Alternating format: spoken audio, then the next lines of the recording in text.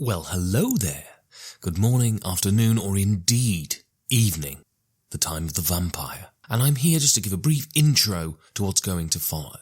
A couple of weeks ago, I was lucky enough to go to the Aarhus Brætspil Festival in Aarhus in Denmark, and I took 30 minutes out of my busy schedule to have a chat with the designer of Flamme Rouge, 13 Days, and the upcoming Frogriders, Asger Granerud.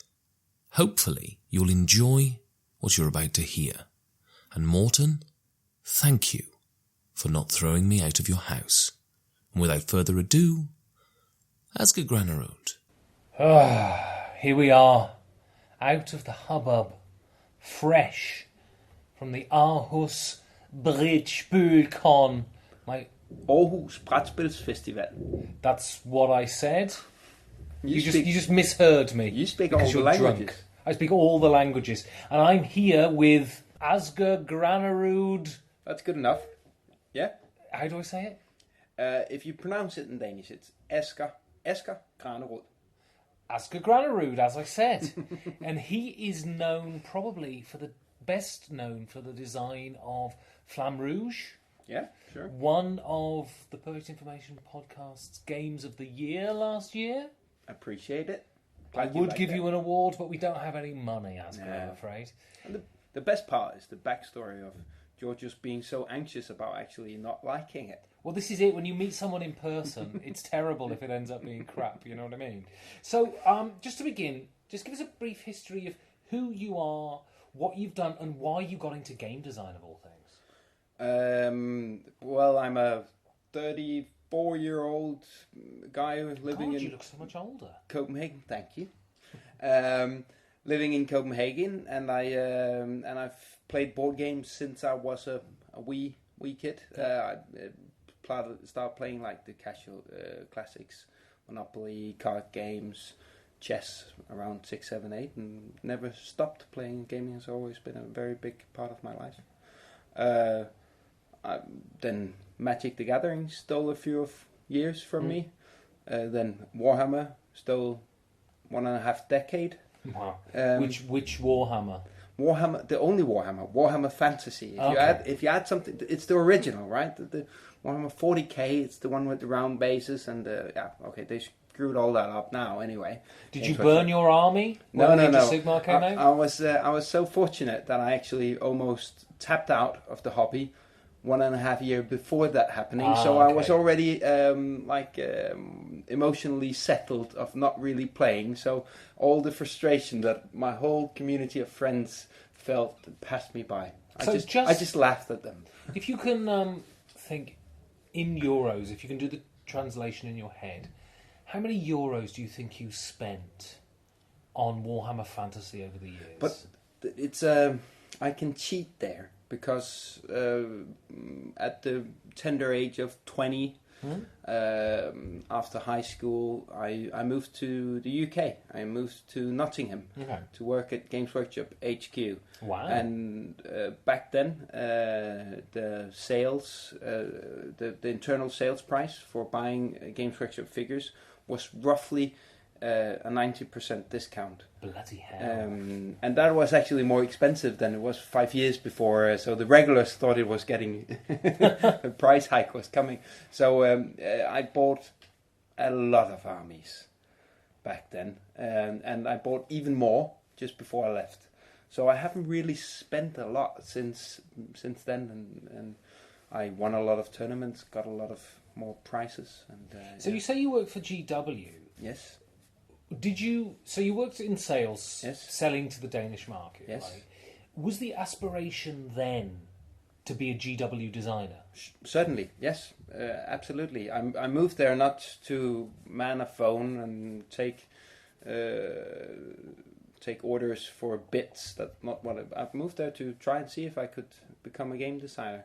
I had particularly in Scandinavia and also in Denmark, tournaments had composition systems. So basically, all tournaments had their own rule set on top of Games Workshop's rule set.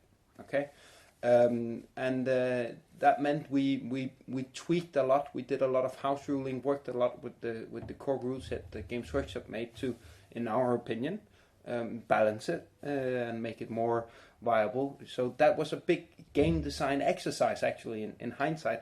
And of course, it was specifically game designed for the Games Workshop brand, Warhammer Fantasy. So that's when I moved there. I did apply for a job opening when it came, and I didn't get close to getting it. I mean, how many people are applying for game designer jobs for each position? I don't Games know. Workshop? I don't know. But of course, Games Workshop is a big hobby place, and they do hire hobbyists, but they also hire all-rounders. I was very young and didn't have a lot of experience at anything at all, right. So I'm not sure I would have gotten it anyway, but I'm pretty sure that one of the barriers was that my English, and especially my written English, wasn't fantastic. Right. They are looking for these all-rounders that also need to write fluff stories, etc., etc. And I'm more of a number-crunching tournament gamer. So if you're a designer, I shouldn't go off on the GW tangent, but it's interesting. If you're a designer for GW, you're writing the fluff as well as doing the numbers, doing the mechanics. I don't know how it is today. Right. But back in D-Day, when they did hiring, of course there were people in the team that had different skill sets and did more of this and less of that. But in general, they were looking for people that could take on a project. So if they were designing a race-specific army book, there's one lead author or head author that has the responsibility for the fluff background story, for the rules, for the development, for everything. Doesn't mean it isn't a team effort, but there's one guy takes control of it. They're like a project manager. Yes, exactly. And they also need to be involved in all of it. And they split it around. And they also needed people working on different game systems, of course. And I was mostly a Warhammer guy.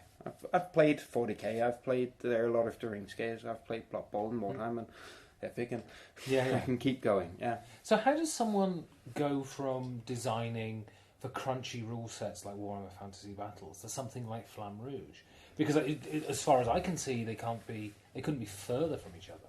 No, it's when you're playing Warhammer, you have 16 rule books, right? One for each race, and sometimes one for the magic system, one for the core rule set, right? So you have it's a very, very grand and complex system, which is also what draws people in. Right. I think I actually owe a lot to one of my good friends, Klaus Egert Jørgensen, whom I've been organizing the Giant Fanatic tournament in Denmark with. We were the two head organizers. That's Scandinavia's biggest miniature gaming convention, where there were tournaments in all these game systems. I've been involved for 14 years, I think, and head organizer for 5. And he always insisted that these huge complex composition packs where we tweak the rules, at our tournament, we wanted something elegant. Right. Okay? So sometimes there were extra scenarios, etc. But the rules for constructing your army that we put on top of the existing rule page, there has been exceptions, but we wanted them to fit on a single A4. Right. Right? Okay? So he forced me to... that was one of his ambitions. I liked it and backed it up, but I owe it to him. He forced me to think in how do we take a very complex system and how do we work with a few simple things, knowing that it isn't going to be perfectly balanced in every detail and every corner of the work, but that you had to get into the essence. What is it you wanted to achieve? You didn't have 10 paragraphs to explain it either. You work tight and precise. So let's turn to Flamme Rouge then. Yes. What's the origin of Flamme Rouge? So, first of all, when did you first start designing it?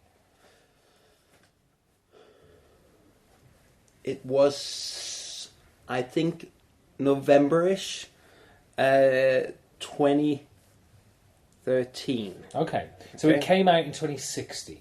Yes. So pretty much, because it came out at Essen 2016, so pretty much from conception to retail was pretty much 3 years. 3 years. And maybe I'm actually misremembering here, and maybe it's actually 2012 that I started designing it. I remember it because it's actually a story where there is something as unique as almost a eureka moment or an epiphany. And I remember the relative precise days because my own apartment was being rebuilt, and I lived at my mom's place. She wasn't there; she was living somewhere else. But I lived at where I grew up, and I was sitting on the bench outside, and I was thinking about why were everyone raving about Dominion? I was getting into game design. I'd been dropping one and getting into game design. Why were everyone raving about Dominion? I loved it. I still do. Not taking anything away, but this deck building, it's so grand new. And I'd been doing deck building 15 years ago in Magic the Gathering. Everyone had been building decks, but it was not considered the game. It was considered the meta game. Well, right? That's the thing with Dominion. That's the revolutionary thing. I know, it's not the building a deck, right? It's I'm not disagreeing. The mechanic, I'm not disagreeing. But in Warhammer, part of the game, if you want to achieve good results, is to build army lists. In Magic the Gathering, it's to build decks, right? But what Dominion did was to take an element that was part of the whole experience of something else, and instead of where Magic like draws it out and puts even more in, to focus on it. To boil it down to one core essence. Exactly. Right? To find this core thing of it and build it into a game. Yeah. Of its own, without any extraneous things. Yeah. And in that same sitting, I thought about what is it I really like about Dominion. And I really like the deck thinning aspect. I really like the chapel. So I thought, why can't I, if Dominion took something from a hugely popular genre, Magic, and boil the game down around it, why couldn't I take something from Dominion and make a game based around that? And it sounds like a weird place to end up with a cycling racing game, but in essence, Flamme Rouge is a deck thinning game. Right. And I thought, okay, what do you do if you thin a deck? It is you're spending something, so it's leaving your deck. So each turn we want to spend something. And when we reach the end, we want to have the most efficient engine to be ready to achieve something at that point. And in that same sitting, and it's maybe a 45-minute sitting or a 1 hour sitting or so, I went, okay, that's spending energy. So you start with a certain amount of energy, you spend it and you lose it. And at the end, whoever has the most energy left for the correct amount of thing, wherever they are, would win. And the first idea that came to my mind was cycling. And from that step, it wasn't long to think about, okay, we want to add some slipstreaming. Yeah. It's a natural thing once you thought of cycling. And of course, you want to also add some exhaustion, which was the equivalent of curses in Dominion. Right. That's where the idea came from, and it was. I remember it. This I'm using the word again, but this epiphany. But I remember thinking, it's only a question of getting the right amount of cards in the deck, and then tweaking the length of the course. Right. Because if you're adding small bonuses and small penalties, exactly, then at a certain length, if it's too long, it doesn't really matter what you're playing because you'll end up playing penalty cards at the end anyway. Right. If it's too short, there's no choice involved because then you'll just play your highest card every time. But if it's exactly in between, right, at some point there along, the choices during your turns must be interesting because you will be pushing around that limit of getting just above or just short of the finish line. So I remember thinking there, I can't see this not working. Right.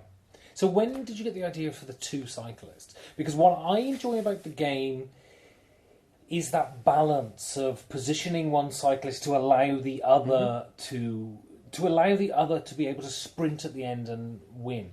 When did that idea come into it? That was also in that first sitting. Basically, the cycling is a team sport. Right. And I figured that controlling more than two decks would never work because it would get too fiddly. So I figured make two stereotypes, two different characters with different distributions in the deck. So you could have different strategies and depending on how to work them out. So it was the same core idea there. It's for me, it's not a big jump. It's when the idea of cycling comes into your head, I think it follows quite naturally. That doesn't mean you arrive at the exact solution I did, but it's not a big jump. And all the other cycling games you see will also have several riders. Right, absolutely. I think what I actually did is probably stop at 2. Right. And so what was the process to publication then? Because Flamme Rouge was published by Lautapelides, Yes. which is Finnish. Yes. Is there some sort of Scandinavian conspiracy going on? No. We met in Essen, like I meet with other publishers in Essen, and showed them the game, and they really liked it. And I didn't have turned on what's it called, international connection on my cellular phone. Okay, so they tried to phone me even down there because they really liked it. They played it again, but we didn't get in contact. I didn't get to know that at the fair, and it's actually a rare experience that people are so enthusiastic. Yeah, and fast moving. Actually, because they didn't sign it there and then, but they would like to reserve it and said so. And to be honest, I locked out. I think part of it is that Lautapelides didn't know of the myths of the industry because it's a sports game, right? And if you talk to any of the German publishers, even to the German distributors today, a lot of them are like, we're not sure about this. They got burned in 1992 with this Spiel des Jahres when Reifenbreite won, which is in the industry known, I have no clue if this is correct, but it's known as one of the worst selling Spiel des Jahres winners ever, right? And there's like a stigma attached to it. So I think I locked out a little bit by finding some Finnish company. Exactly, because the Germans were all like, okay, interesting, but not going to work. And even today we're still meeting that barrier. And I think there's probably some truth to it that the market doesn't necessarily want sports game because it becomes a niche on a niche. But so are fantasy tropes, but these are more established. But I think that in general, the market wants good games. Is that the reason for the art style, the aesthetics of the game, that you went back to sort of old-fashioned cycling as opposed to sort of modern-day cycling? Because it seems more... There's more nostalgia. Exactly. It seems more appealing, right? Yes. That's it. Both, of course, because cyclists back then looked cooler, right? The moustaches and things. The moustaches and things. But also today it's so corporate and streamlined, and that also has its charm, but it's more a charm of professional cycling, where back then it was more the charm of characters. The gentleman amateur, right? Well, exactly. And of course these were still professionals, but probably what they really did for their life were being a blacksmith back home somewhere, right? There are famous stories, even back then in the Tour de France, in the very early parts of it, you were not allowed to have a car help you out. So if you basically had to carry all spare parts with you as your own cyclist, and you couldn't even have a team member. You had to carry your own spare parts. I think there's a famous story of someone on a mountain, something breaking, and him carrying his bike to the nearest village and actually finding a blacksmith and repairing his own bike. He couldn't get help. So that was illegal to get. He had to repair it himself. He had to repair, so he found an actual blacksmith and blew the what's it called? The bellows. Belchers or the bellows, and fixed it himself. So how is it done then? How is what done?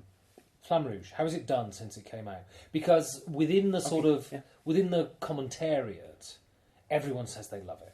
Pretty much. It's gotten very good reviews. Even the ones that are lukewarm about it are lukewarm about it. Right. And they generally, as far as the ones I've seen, and I read everything, right, and listen to everything and watch everything.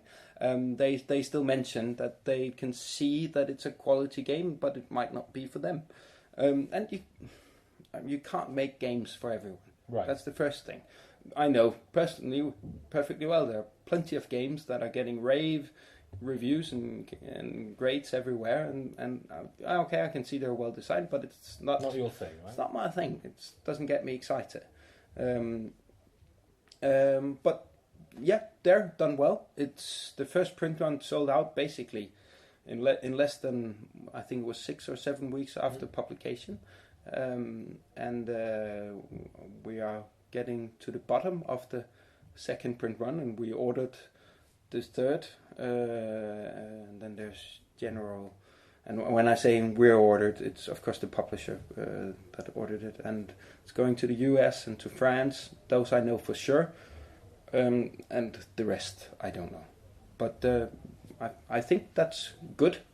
Of course, it's not the King Domino, Seven Wonders Duel, or from Bruno Catala or something where it just hits the high road. But it helps being Bruno Catala, right? Of course. And both games are brilliant, right? By the way. But no, good, very good. Very, very pleased. Also because all this angst that some of the other publishers and distributors had given us during the process, where we also tried to pre-sell it, etc., of course meant that we thought ourselves that we had a good game, but in the market of 2017, having a good game is just not enough. There are absolutely more than 1,000 new games released each year, and a lot of them are good and great games, but are never going to get a second chance because something is off, or it doesn't hit the market right. And so it's also just the roll of a die when you're in it. And so the other game you got out currently is 13 Days, right? Yes, and a children's game in Denmark based on a TV children's show license. And 13 Days is...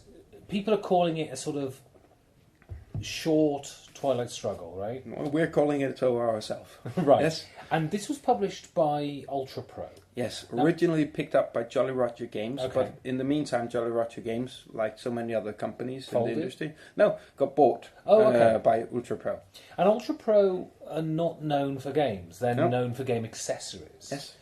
And so, how has it been working with them as opposed to Laudapolite, who's a sort of standard board game publisher?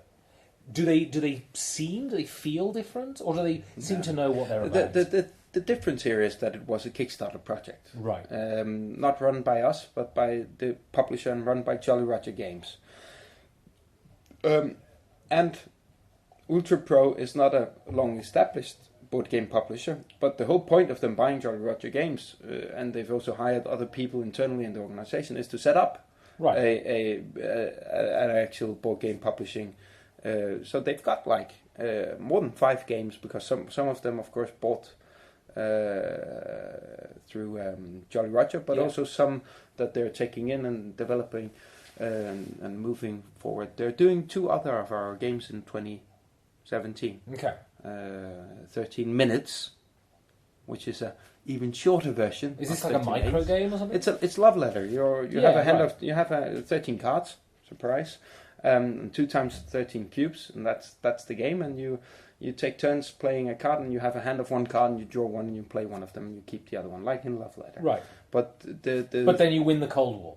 But then you win the Cold War, unless you blow up the world into nuclear Armageddon before that happens. I mean, either or, it's better than having a 6-month affair with a princess, right? Exactly.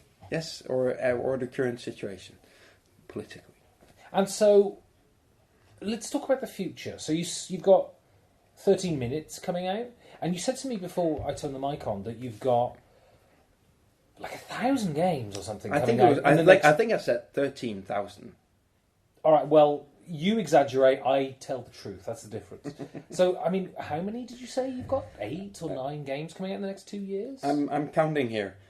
We've got 13 Minutes and Iron Curtain, both Cold War themed games coming out from Ultra Pro. Yeah. 13 Minutes is actually on shelves in the US about now. Wow. And in the middle of March, late March, coming into Europe. And I don't know how fast that means it will reach retail shelves, but it means it's in distribution. Iron Curtain, I think they're hoping to get ready for Gen Con, or by June at least, July. It's a 20-card micro game about the Cold War, but it's probably of the 3 games the one that's in feel is borrowing more from Twilight Struggle than the other 2, where 13 Minutes is a micro version of 13 Days. Iron Curtain is a micro version of Twilight Struggle. Right, okay. Then we have Frogriders coming from Egert Spiele. It's a 20 to 30 minutes classic German Euro game. Do you know the old classic game Peg Solitaire? I don't. Okay. It's a solitaire game where you're moving a peg around, trying to finish with the peg in the middle. It's taking that core idea of a 300-euro game and trying to say, how can we actually make it into a multiplayer experience? And it becomes a little bit of when you're jumping a frog, you're jumping orthogonally over other pieces on the board, and you pick up the one you jump over, and you keep it for yourself, and you do some set collection based on the color of the frog and some scoring cards, and you buy it. And this is a kids game or a sort of... It's a family game. It's a family game. Yeah, sure. Sort of same weight as Flamme Rouge sort of idea. Yeah. I think Flamme Rouge is probably simpler, but that's also because, if I may use the word myself, it's so relatively elegant. It does a lot with very few rules. Right. But the rule book is the same size. It's a 4-page rule book for Frogriders in the 30 times 30 Ticket to Ride box. Yeah. And that's including a whole page used to explain card effects once again. So it's not a long rule book. I think actually they did a brilliant job on the rulebook. I think they made a really, really good rulebook.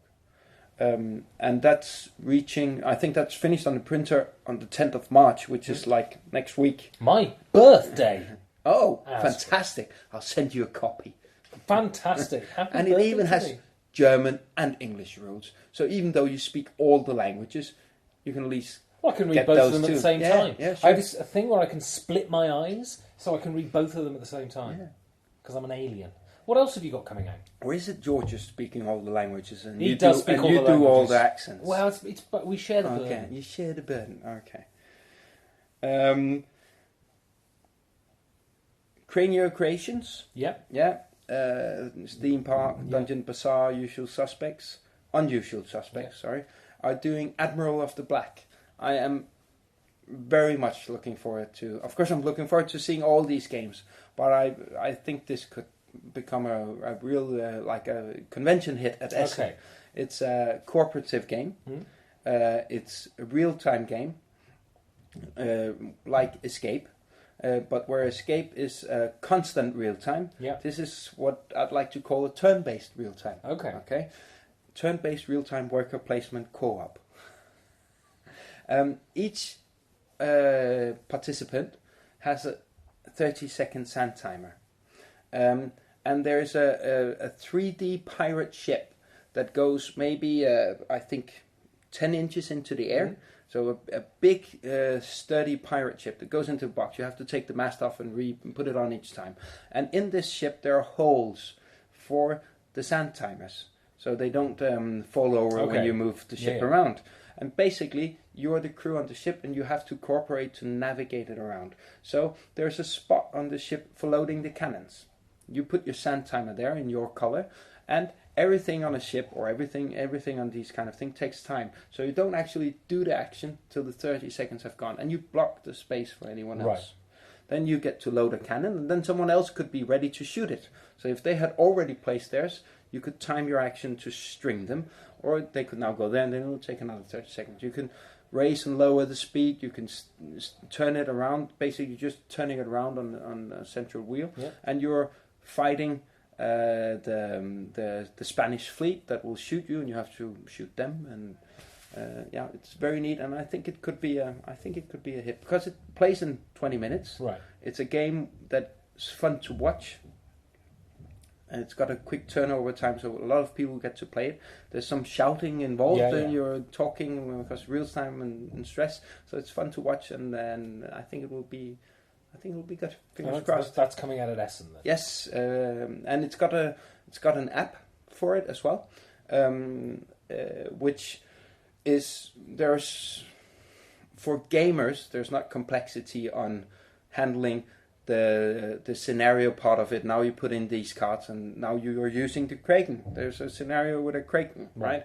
And there are treasure hunts. It's a campaign game with 10 different campaign scenarios. Fantastic. And you can use the app to help you find the cards and bits and tokens. With the bookkeeping, exactly. It's not that there's bookkeeping in between, but it's bookkeeping on getting the right stuff for the right scenario at the right Yeah. time. So it's always balanced and fun, and delivers different experiences.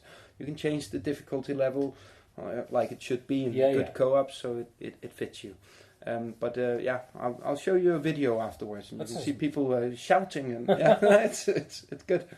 There's a children's game coming. Okay. I don't know if it hasn't been. I haven't seen it announced, so I probably can't tell you which one it's for. But it's basically a box. The actual cardboard box, when you're buying it, inside there are 4 other boxes without a lid.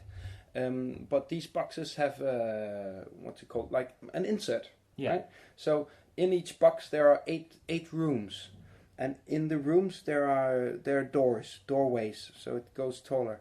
And basically it's Indiana Jones and trying to get the gold out of the temple. And the box is your temple. It's all artwork inside it. And when you play it, you go 1, 2, 3, and then I throw 3 mummies and 3 golds and 1 Indiana Jones into your box, and you show it into mine, and then we're ready. And I only win when I have Indiana Jones with all the gold in a room without any mummies in. So it's a shaking You have dexterity. you have to shake it. Yeah. Okay. And of course they're making small plastic spiders, so they don't. They're more sticky, right? Okay. Because they're plastic, so they've got a different texture, and they've got more points of texture. Yeah. There's a rolling boulder that of course rolls around, and there's snakes and everything. I'm also really looking forward to that. It's a very different genre. Fingers crossed. Amazing. So, if you had a design ethos, what would you say it was? Because it seems to me most of the games that you've done seem to be quite different. I think so. I think they are as well. And of course I must mention that Flamme Rouge is the only one that's designed by me. Right. The others are co-designs with my very good friend Daniel Pedersen. And he would want me to say that our design ethos is experience. Okay. So what is the consumer experience, the player experience? Getting that right. If it's a frantic shaking game, this is what we need to focus on, and not add.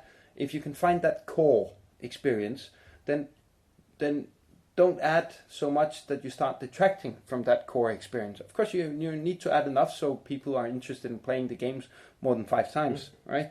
But you have to find that core experience and stick to it and make it really good, because that's the main actions that you're going through again and again and again.